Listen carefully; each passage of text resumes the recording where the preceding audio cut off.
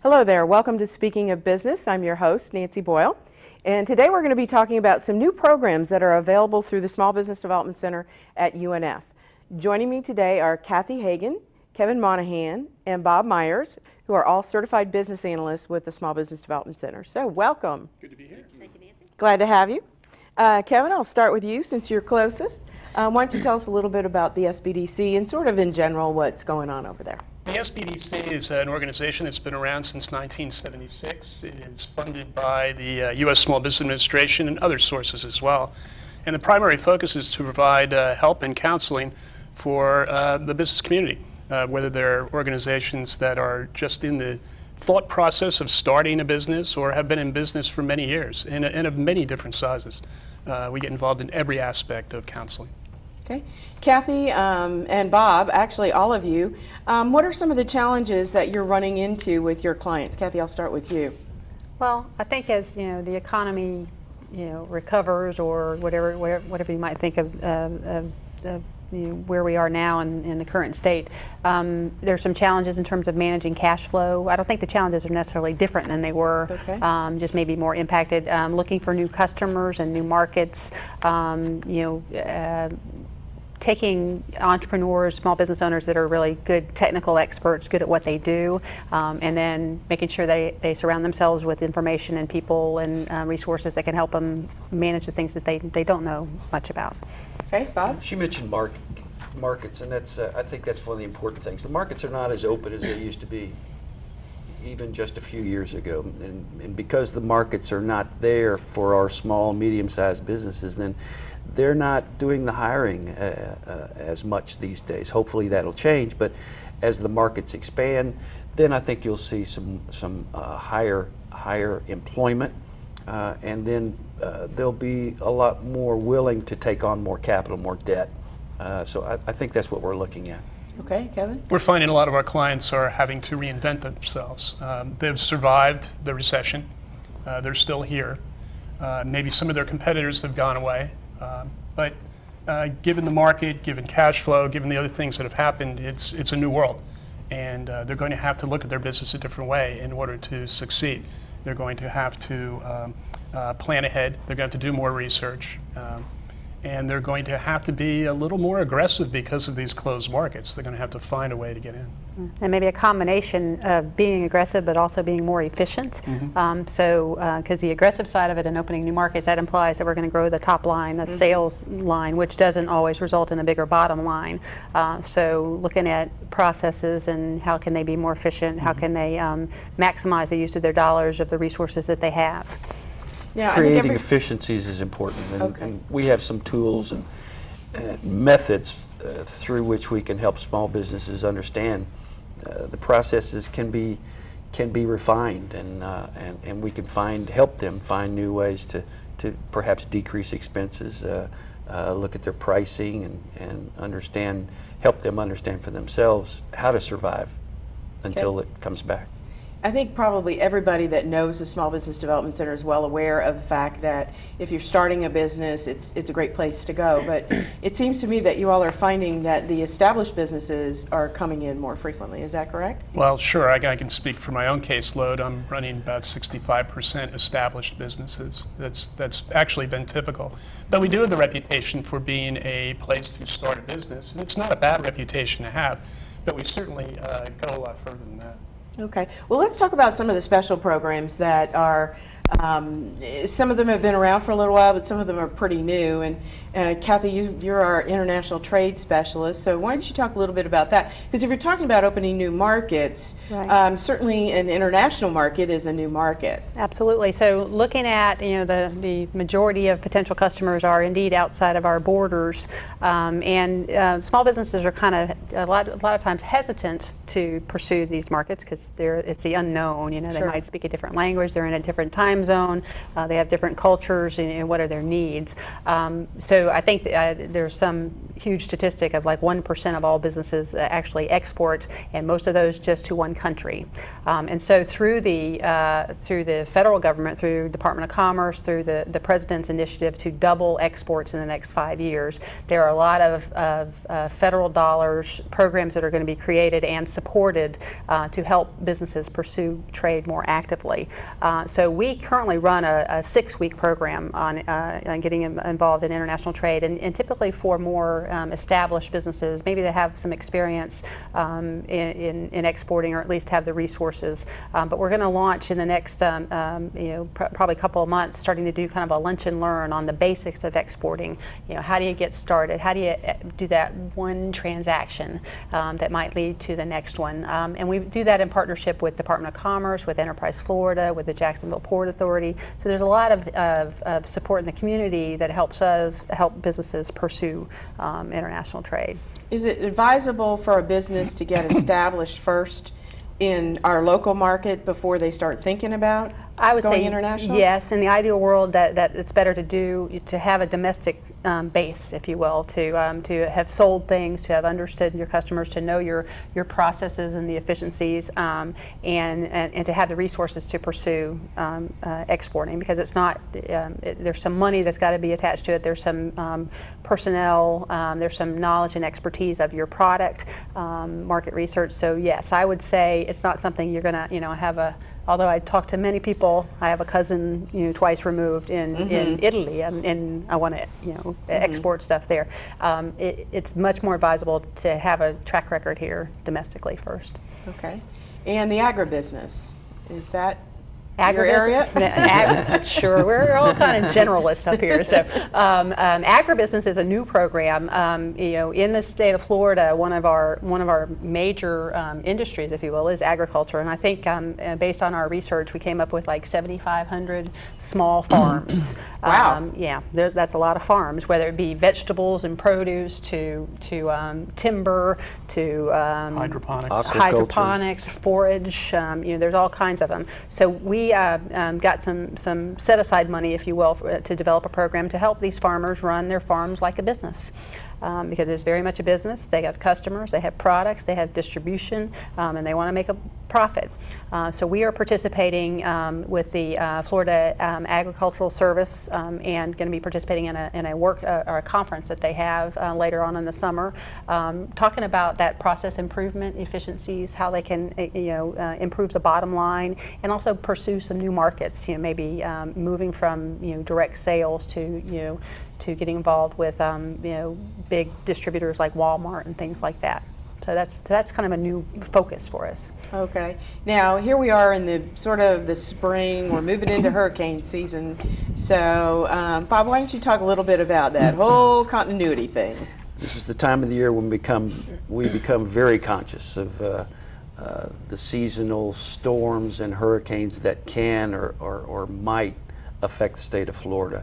The Florida Small Business Development Center Network is responsible over the past few years for establishing and maintaining, and Kathy and I take pride in helping business response and recovery team educate small businesses through business continuity workshops, disaster preparedness counseling, and as well as being able to be responsive to the affected businesses that may be affected by natural man-made disasters. So we attend conferences like the Florida Governor's Hurricane Conference. We look forward to going to that, but also helping educate our small business clients in how to maintain the integrity of their business if it's affected by some type of disaster. Now, I know both you and Kathy went to Louisiana after Katrina to help those businesses kind of come back, and I know that was a very difficult thing. Do you think if more businesses prepared on the front end, that should a disaster like that happen, it would be easier is maybe not the right word, but they would be able to come back a little bit easier than some of the businesses that, unfortunately you were not able to help in a situation like that? Sure, there's no question. Right. And statistically, it's been proven that a dollar spent pre-disaster in mitigation efforts can save up to $4 on the back end or after a disaster has already happened. So that can be money well spent. Okay. I just, I think it's one of those things. Nobody wants to really buy life insurance because it implies you're going to die someday, and it's kind of like nobody wants to do the continuity planning because you're like asking for a disaster. So, it's much better to be prepared. Indeed. But I think people get hung up on the ideas, particularly in Northeast Florida. It's always hurricane when we talk about Right. disaster, and there's just a plethora of other ways that you can be impacted by Business something. interruption, maybe a There you better go. way to That's look at it. probably a And that good could way be to your say that. electricity goes out. That could be your key employee steals all your customer lists and goes to your competitor. I mean, there's things that can interrupt your business. And we talked about process management earlier. That's really the business continuity and disaster preparedness really looks at what are the critical processes in your business and what happens if. The front line is always usually has to do with technology. Businesses rely more and more on technology these days. So when that server goes down, when the local area network is affected in some way, if there aren't backups, so they have to learn how to overcome those kinds of problems. That's just one small piece, but it could be human resources, technology. It could be anything that disrupts the normal flow or pattern that a business might have. Okay. And Kevin, I want to sort of defer to you a little bit because your sort of expertise is in working with nonprofit organizations. And I think, we think of nonprofits as doing good services and they're mission-based, but they're businesses. They sure are. So I know you've been working more and more over the last couple of years with nonprofit organizations. So why don't you tell us a little bit about what you're doing and how it's working? Well, everyone has. I would say somewhere around 2005, the door opened for us as SBDCs to work with the nonprofit sector. And it's a very rewarding type of counseling and technical assistance pursuit because they are really the safety net for our community. And they do a lot of interesting work. But they really do face the exact same decisions and issues that all the other for-profit businesses do too. And we try to get that across, and some get it better than others. But certainly business continuity is a perfect example of that. So one of the things that we're going to be doing on June 18th from 9:30 to 11:30. 17th. What? 17th. Yes, 17th, sorry. June 17th. Okay, June Let's correct that, 17th. Neely. Otherwise, they might show up a day 9:30. late. Well, yeah, and $1 short. So on June 17th from 9:30 to 11:30, we're going to do a business continuity workshop that these folks are going to facilitate, and we're inviting all the nonprofits to come because they need the same kind of advice, and I don't think it's been offered before in our community. And what are some of the other workshops that you're doing for nonprofit organizations? We run about 10 workshops a year for the nonprofit community, and it runs the gamut, everything from how to start a nonprofit, because people just don't know where to go to get the ball rolling, all the way through grant writing, social media for nonprofits, fundraising. We've even done QuickBooks accounting for nonprofits as well. Strategic planning, of course, is very important, and straight ahead business planning because these nonprofits need a business plan. A strategic plan alone, just goals and objectives and mission and vision, isn't quite enough in this world anymore. You need a business plan for the day-to-day operations as well. Well, and I would think especially with nonprofits, continuity planning, never mind the hurricanes or the fires, it's the what if one of my funding sources is no longer funding me. Sure. And that's huge. Well, it starts with the rule of thumb that you're going to have 6 months of budget money available in reserve in case something happens, so you could operate without funding for a while. At the same time, there's a little conflict because a lot of the people who give you money, the funders, the sponsors, the grantors, don't want you to have admin money. They want all the money to go to the individual themselves. Sure. So there's always that battle going back and forth between who's considering what and efficiency going forward. So that's something we work with the nonprofits on as well. But you're right. They face, not only do they face a lot of the same problems in business interruption, but if you think about it, since they are the safety net, if the Claro-White mission should go out for a long period of time, even on a good day, we've got problems because they're feeding the people that cannot feed themselves and teaching people eventually to feed themselves. So that's a problem, and that's a sector that really needs that kind of attention. And now I want to talk about this whole idea of jobs, because you alluded to it earlier, Bob, with the market slowly opening up and slowly creating jobs. And so let's talk about the GAP program. Who'd like to weigh in on that? GAP program, the acronym for Growth Acceleration Program, was made possible by the 2010 Small Business Jobs Act passed by Congress, which gave over $990 billion to SBDCs throughout the United States. So we were lucky enough to be able to be a recipient of some of that money, and we've designed, or in the process of designing, some programs to help small, medium-sized businesses with the emphasis on creating employment, creating jobs, and retaining jobs, as well as helping them become more efficient and certainly more profitable. So we look forward to developing the program, enlisting small businesses or medium-sized businesses that meet certain criteria, namely a minimum number of employees, 5 to 10, and a significant amount of revenue that we would like them to have, around $1 million. So if they fit into that criteria, we're more than willing and have the ability to help them grow jobs in our community. Okay. And I know, Kevin, you're also working with another population to help them start businesses and grow jobs. And those are people who have been incarcerated, they've done their time, and now they're coming out into the community, and they have their own share of challenges. Yes. So why don't you talk a little bit about that program? That's an ex-offender program that we're working with the Jacksonville Area Legal Aid Organization. They're a nonprofit. And they received funding to try to get people to do a little more research, a little more planning in their lives, make better decisions. And as a part of that, many of the people in that population are in a position where they either can't get a job or they really don't envision themselves working for someone else for a number of reasons.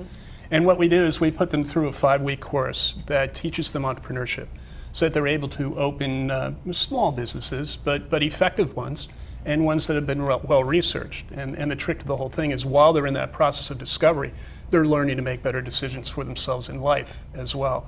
So it's an extremely rewarding partnership. We've run 5 or 6 of those programs, and we're doing 4 more. So we're really enjoying the relationship with them and with the ex-offender population, who I think is really getting a lot out of it. Oh, that's great. Now, we've talked about the various new and special programs. Is there anything else I've missed? No. Okay. Excuse me. Let's talk about then, for each of the programs, if somebody out there in the audience has heard you talk about a program and they're intrigued, what is it going to take? I mean, obviously we'll give out a phone number and emails or whatever, but, for example, with international trade, we talked about you really need to be a little bit established before you start. You got to have a base here before you can go over there. But what are some of the challenges perhaps with that? Or are there particular industries that lend itself better to being international versus others? Well, I mean, I have to admit, I talked to lots of folks that are the middleman, if you will. They don't produce anything. They've identified a potential customer. So I tend to start the conversation with you have a product or a country. There's some connection to one or the other. You have expertise in one or the other. And so once that is established, if they're really new, limited domestic experience and no international experience, then I'm going to hang on to them and help them do a plan. Just like we do with domestic businesses, help them through the process of finding information. There's a ton of information, market research information gathered by the U.S. government on potential export markets. I mean, they have foreign commercial service officers in country writing country commercial guides, and those are easy to find that I can direct people to do their legwork. If they've got some traction and have done some transactions, then I'm going to refer them to my partners who know a lot more about this stuff than I do, and they're more than willing to help and or put them through our 6-week certificate program, or put them through a basics to exporting thing. So you kind of make a judgment call based on the skill level and the experience of the client. I think you do that with any of our programs. You do. I mean, there's a discovery process there, and I think we can really help accelerate the process for them as to whether it's doable or not. But Right. part of the answer also is contact us. I mean, we have open doors. Our Yeah. counseling is free, and many of the services we perform are at no charge. Other than our workshops or seminars, we welcome anyone, Yeah. for free counseling. But you have to contact us, call us, look at our website, email us. The first point is contact. So. Okay, so the phone number? The 904, our local office, is 620-2476, and it's sbdc.unf.edu. We also Okay. have an 800 number. I don't know what your viewing audience is, Nancy, but if you're in St. Johns County, Nassau County, it's 800-450-4624. I'm Bet glad y'all you didn't know remember that. that. See, I I'm knew glad you guys didn't know No. that. I have to look at my business card. There you go.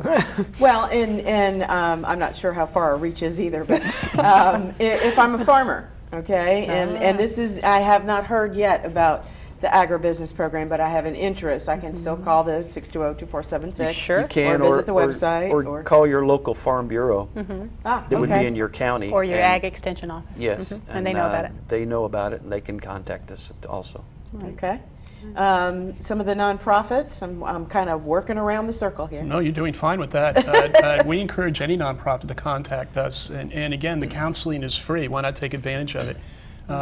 It can be difficult. Those who are just starting a nonprofit, that can be a very tough time in the life cycle of an organization like that. Right. If you are an established executive director of a large and bustling, and some of these nonprofits rival any size business that we have in town. They're going through changes just like anybody else, and they need a sounding board. They need somebody to bounce ideas off of, and we fulfill that role rather well. Kevin and I just met with a nonprofit the other day who's minding her own business that it's gotten big. I mean, it was a personal cause, and she made some connections here and there, and now she needs help, and she needs, and she doesn't want to be the person that does everything, because I mean she's grown a significant organization just in spite of herself, maybe. It's a great point, and this is both a nonprofit and a for-profit point. Eventually, if you keep the momentum going, you run out of you. Yeah. Yeah, that's and, true. And you're going to have to find a way around that, and its process and everything else that helps with this. In this particular case, it's quite intriguing because this Yeah. nonprofit could easily become a national chapter to address research on an illness, and that could be based right out of Jacksonville. So we're somewhat intrigued with that project. It's always interesting to hear you guys talk about some of your clients and some of the stories and some of the products or services that initially up front you think, oh my gosh, I don't think this is going to make it, and they get huge. You don't have enough airtime to hear a lot of client stories. Well, let's talk a little bit about some of the tools that you use with your clients to help them become more efficient, become more profitable. Bob, what are some of the things that you utilize with your clients? Well, I like to think that our business analysts have good interviewing skills, first of all, in uncovering what might be issues or problems that the small business owner has. But other than that, we have a great many software analysis type tools, computer-based, internet-based, that help the business owner understand processes in their business and how to streamline those, and financial analysis tools that give the business owner a great look at the workings of their balance sheets and their income statements and so forth, understanding where that cash is going, perhaps if it's not flowing the way they would like for it to. So those are just a couple examples of the tools that we might use. We also have access to a lot of information. I mean, it's the ultimate market research tool still for us is Google, but we also have access to some national clearinghouses through the National ASBDC network, through the UNF library. So some things that your average small business owner really can't get to, or it's maybe too labor intensive to get to. Or expensive. Or expensive. Yeah, I had absolutely. one person call the other day, as a matter of fact, Bob had mentioned a database, and this fellow was trying to get information out of the same database, and they were going to charge him over $900 to get the information. And so, working through a business analyst can kind of hone in on the right source for you, and certainly get it at a lot less than $900 and some dollars. Or evaluate, is it worth paying the money for it? And it might Right. be. Yeah. But yeah. But knowledge really is power, Nancy, and we have a lot of tools. We've been doing this for many years now, and we work hard to find new things that make it easier for our clients to both use the tools and to use them in the planning of their business. Okay. Now, are there any events coming up that our audience needs to know about? Well, I want to start with a mulligan on mine. Okay. Do-over. The business continuity for nonprofits is going to again be June 17th. Excellent. Thank you. From 9:30 to 11:30. But what I didn't mention was that we're also doing nonprofit fundraising that day also from 1 to 4. So for $40, they could take both. So they Ooh, can spend a boy, day with that's a us good and get an deal. awful lot of information in one fell swoop. And obviously, all of this information is on the It website. sure is. Okay. Absolutely. We also have coming up at the end of this month, on May 25th, is our annual Small Business Week celebration, where we recognize SBA Small Business Leaders of the Year and Business Advocates of the Year, and it's a great event. Always attracts 300 or 400 people. A good keynote speaker who's going to be talking about taking into account diversity in marketing. So that's one event that's coming up that's on our website. And then we also have on June 2nd a program called Bagels and Bankers.